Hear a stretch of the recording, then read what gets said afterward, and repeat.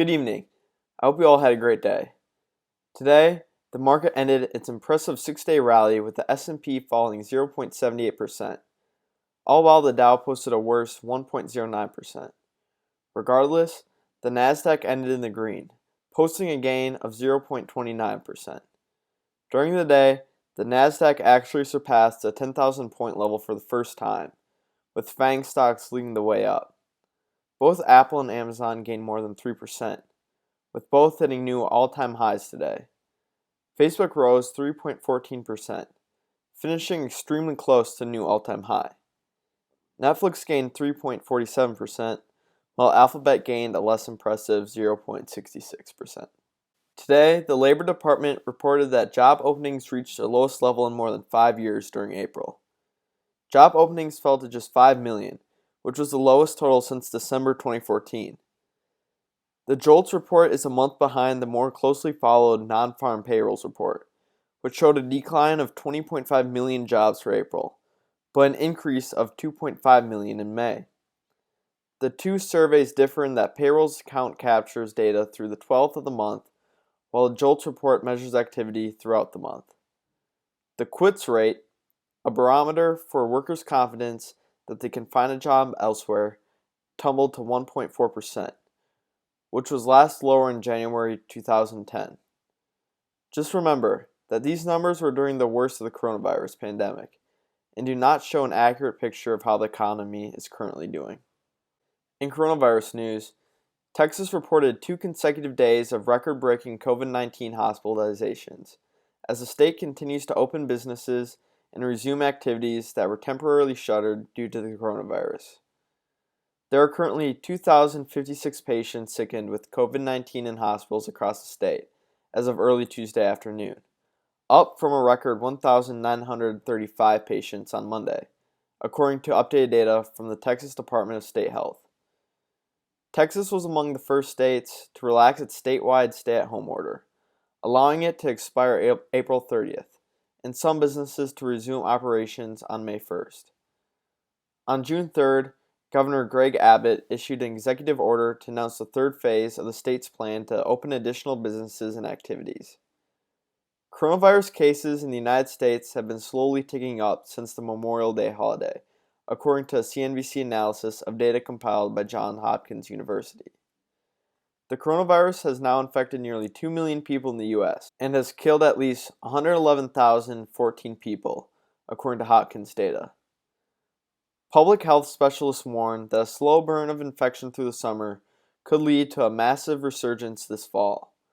Last week, CDC Director Robert Redfield told lawmakers that he was worried Americans aren't following the agency's advice as states begin to reopen, after shuttering businesses and limiting activities as part of social distancing measures intended to curb the spread of the virus. Looking at our sector data, it shows that hardly no one was spared in the sell-off today, as only one sector ended the day in the green. The lone gainer happens to be technology, as the sector was propped up by the previously mentioned FANG stocks. Oil and gas took the biggest beating, being down more than 3.8% on average. Goldman Sachs forecasts a pullback in crude oil prices in the coming weeks, with OPEC's latest cut already being more than priced in. Quote, "Very poor refining margins and the recent sharp decline in U.S. crude bases now comfort us in our sequentially bearish outlook," Goldman analysts write, seeing Brent crude easing lower to $35 a barrel. Refinery margins are, quote, "very weak across the board across all regions," suggesting that maybe demand isn't recovering as quickly as many had anticipated, or at least it's not keeping up with the move higher that we've seen in crude oil prices, said Warren Patterson, head of commodity strategy at ING. Morningstar data continue to show us the same story. Small cap value and other small and mid cap stocks ended their seemingly relentless rally today, with small cap value being down 3.23%, while its mid cap counterpart was down 3.13%. The best day was had by large cap growth, which ended down only 0.04% on average, thanks to the likes of the previously mentioned FANG stocks. The largest mover up in the S&P 500 was popular semiconductor company AMD. Today, they gained 6.46% on the back of news that the second-gen AMD EPYC processors have been selected by semiconductor giant NVIDIA to provide more processing power to customers. The NVIDIA deal is a major win for AMD and highlights the strength of high-performance computing capabilities of its processors. Moreover, the growing adoption of second-gen EPYC processors is expected to bolster AMD's revenues.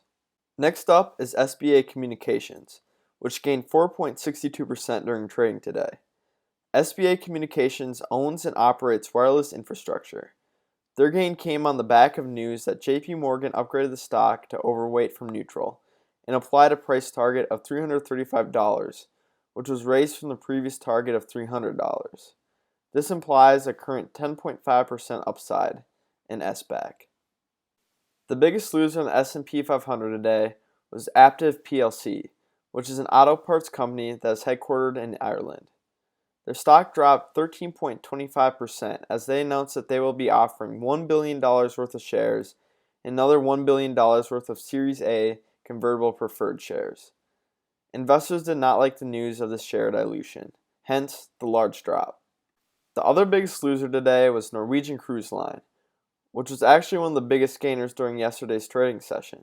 However, today they dropped more than 10% during regular hours trading. This downward movement comes on the heels of health officials in Florida warning a spike in COVID-19 cases over the last week.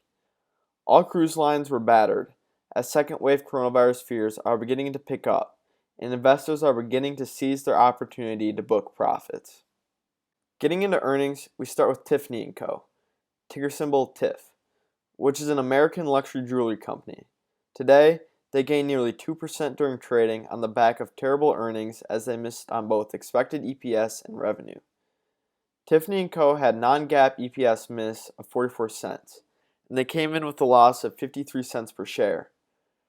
Revenue came in at $555.5 million, which missed estimates by nearly $100 million and represented a decline in revenue of 44.5% on a year-over-year basis. To top this off, they also missed on comparable sales estimates almost by 10%. This move up could be attributed to investors seizing the opportunity to pick up shares on the cheaper side, after shares tanked due to worries about their potential merger with LVMH not occurring. Next up, we have Chewy Incorporated, ticker symbol CHWY, which is an online retailer of pet food and other pet-related products. Chewy came in with impressive earnings as Q1 EPS came in at a loss of 12 cents, but which beat estimates by 5 cents. Revenue was the prize number here, as they had a revenue growth of 45.9% on a year-over-year basis. Revenue came in at $1.62 billion and beat estimates by $90 million. On an adjusted EBITDA basis, they even came out positive, which was a first for them.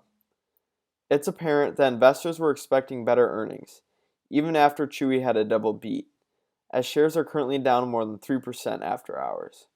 Next, we have AMC Entertainment, ticker symbol AMC, which is the largest movie chain in the world. AMC's earnings were not good, but that was expected. Non-GAAP EPS came in at a loss of $2.22 per share, which missed estimates by 78 cents. Revenue was in line with expectations though, as they reported revenue of $941.5 million. This was a decline in revenue of 21.5% on a year-over-year basis. The company did add some insight to their current situation. Currently, they have already opened 10 theaters and expects to open, quote, fully in July. During regular hours trading, AMC was battered, being down more than 7%. However, earnings excited some investors as they are currently trading up more than 1% during after hours. Lastly, we have GameStop, ticker symbol GME, which is a video game, electronics, and game merchandise retailer.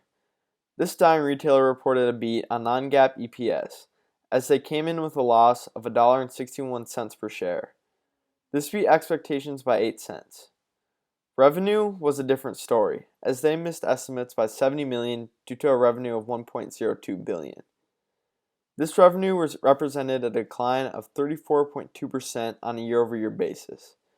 Investors were not pleased, as shares are down after hours. That is all I have for today. Currently, stock market futures are in the green. As always, I'll see you again tomorrow.